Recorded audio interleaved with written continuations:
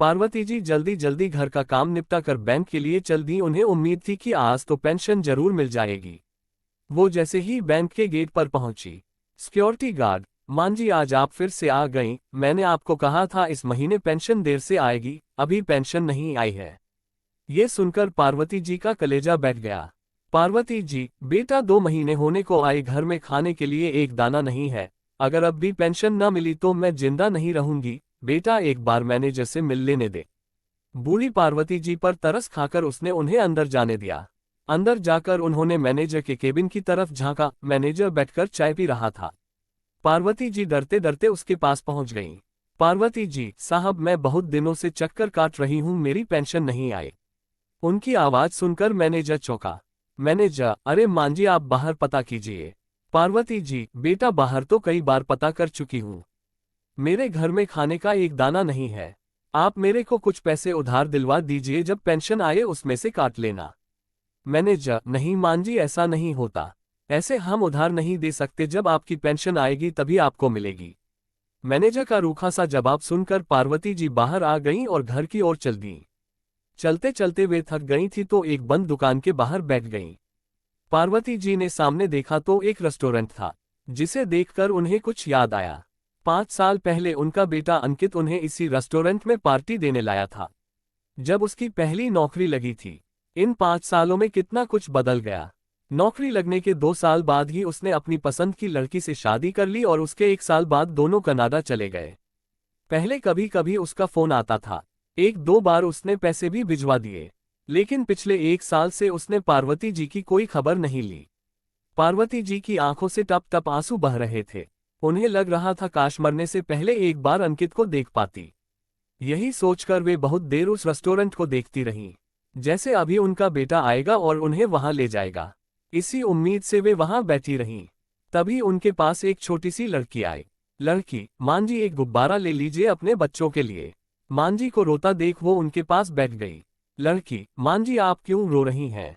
पार्वती जी, कुछ नहीं बेटा, मुझे माफ करना, मेरे घर में कोई बच्चा नहीं है जिसके लिए गुब्बारे लूं। लड़की, नहीं मांझी, पहले आप बताइए आप क्यों रो रही थी? वह लड़की जिद करके बैठ गई। तब पार्वती जी ने सारी बात उसे बता दी। ये सुनकर वह लड़की बोली, लड़की, मांझी आप कहीं जाना मत, मैं अभी आए। वह लड़की सिग्नल पर खड़े और बच्चों के पास गई और उनसे कुछ बात करने लगी। कुछ देर में वो लड़की वापस आए, उसके साथ कुछ और बच्चे थे और बोली, लड़की, मांझी हाथ आगे कीजिए। पार्वती जी ने जैसे ही हाथ आगे किया उसने उनके हाथ पर कुछ रख दिया और मुट्ठी बंद कर दी।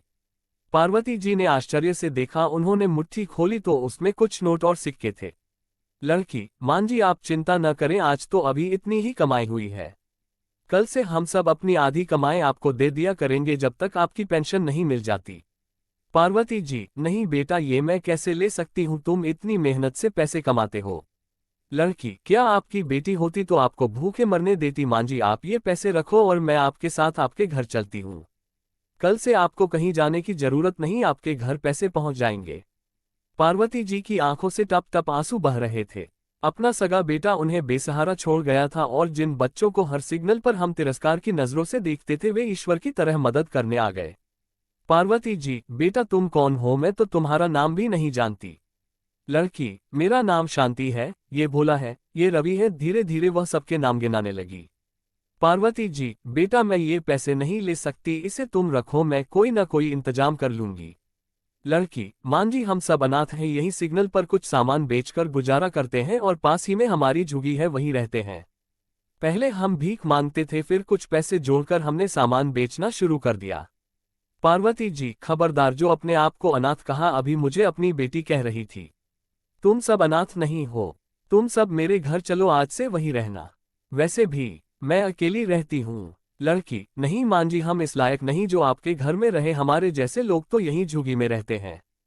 पार्वती जी, बेटा तुम सब उन लोगों से बहुत ज्यादा अमीर हो जो बड़े बड़े आलीशान मकानों में रहते हैं। जो दौलत तुम्हारे पास है वो इन सब के पास कहाँ? पार्वती जी उन सब बच्चों को अपने घर ले आईं। उस लड़की ने और उसके साथ बच्चे बाहर से खाने पीने का सामान ले आए। पार्वती जी ने खाना बनाया, सबने खाना खाया, उसके बाद वे सब अपने काम पर चल दिए।